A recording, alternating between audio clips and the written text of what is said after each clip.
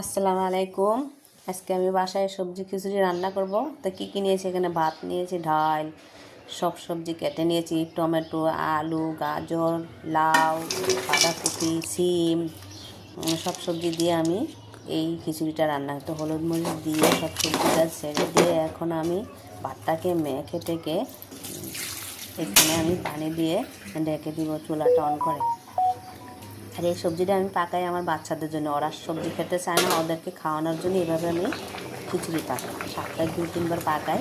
তা আমার বাচ্চারা অনেক মজা করে খায়। তা আমার খিচুড়িটা হয়ে আসছে, এখন আমি গুটে নেড়ে চেড়ে পেঁয়াজ তেলে ভাজি করে ছেড়ে দিব এবং কতক্ষণ নেড়ে চেড়ে আমি ধনে পাতা কুচি দিয়ে আমি আমার রান্নাটা শেষ করব।